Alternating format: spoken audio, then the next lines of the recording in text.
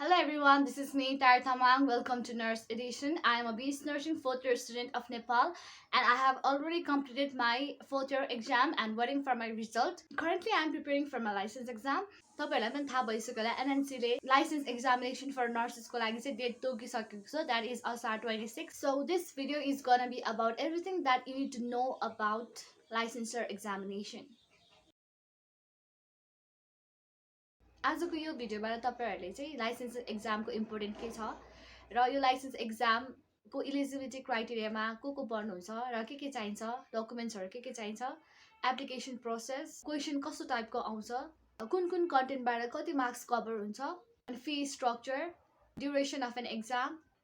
यसको रिजल्टको बारेमा चाहिँ आज हामी कुरा गर्नेछौँ। एनएनसीले चाहिँ लाइसेन्स एक्जाम एक वर्षमा 3 चोटि लिने गर्छ र अहिले चाहिँ असार 26 मा हुन जाँदैछ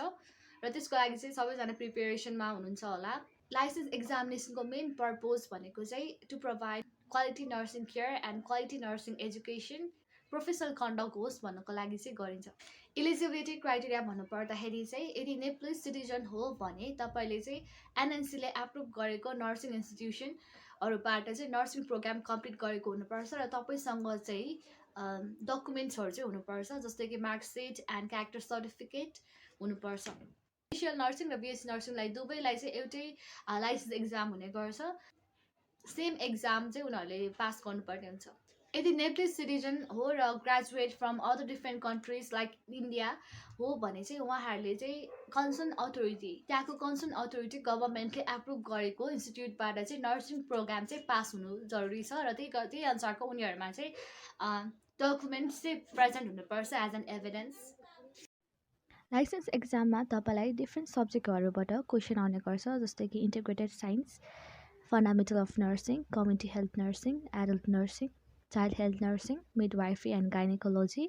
लिडरसिप एन्ड म्यानेजमेन्ट। तपाईलाई इन्टिग्रेटेड साइन्सबाट 7 वटा पोसिबल नम्बर अफ क्वेसन्सहरु आउन सक्छ भने फन्डामेन्टल अफ नर्सिङबाट 38 क्वेसन्स, कम्युनिटी हेल्थ नर्सिङबाट 23, एडल्ट नर्सिङबाट 30, चाइल्ड हेल्थ नर्सिङबाट 15, गाइनेकोलोजी एन्ड मिडवाइफरीबाट 30 एन्ड लिडरसिप एन्ड म्यानेजमेन्टबाट 7 गएर टोटल 150 मार्क्सको एमसीक्यू क्वेसन्सहरु आउने गर्छ।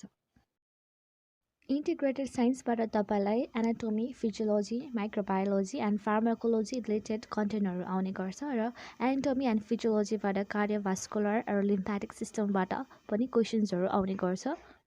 यसभित्रको कन्टेन्ट पनि तपाईलाई यो पिक्चरमा देखाइएको छ।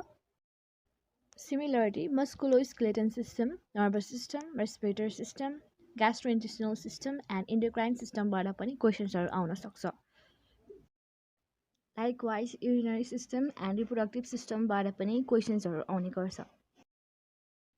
फन्डामेन्टल अफ नर्सिङमा तपाईलाई डिफ्रेन्ट टपिक्सहरुबाट क्वेसन आउने गर्छ जस्तै कि ethics in nursing, patients right, inform consent, assessment, nursing diagnosis, evaluation of nursing care, nursing process caring, nursing responsibility for drug administration र फर्स्टएडबाट क्वेसन्सहरु आउने गर्छ।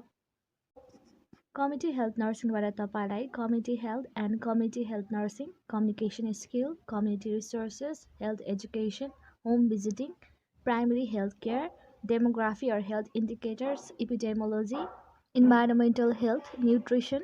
immunization, maternal and child health, gender issues and family planning, HIV AIDS, STIs and family health nursingबाट चाहिँ क्वेसन्सहरु आउँछ भने adult नर्सिङमा characteristics of adulthood, developmental tasks, aging process, disorder of each body system, mental health problems, operation theater nursing,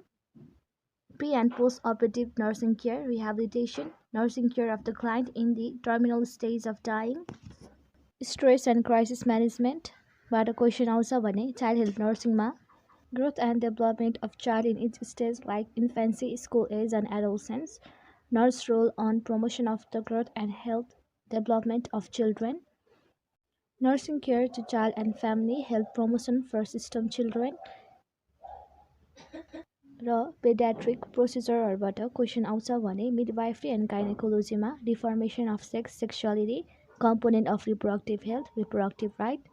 maternal and newborn health in Nepal, nursing care in every stage of female life cycle,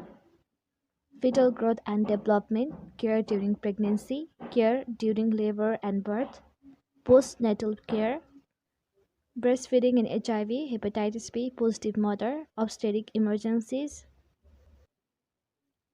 nursing care for gynecological problemबाट question आउँछ भने leadership and managementबाट concept of leadership and management, health service delivery system, professional development, health policy and planningबाट क्वेसन्सहरू आउने गर्छ duration of licence exam भन्नुपर्दा 2.5 आवरको हुन्छ र तपाईँ एटलिस्ट 1 आवरसम्म चाहिँ त्यो एक्जाम हलमा चाहिँ बस्नुपर्ने हुन्छ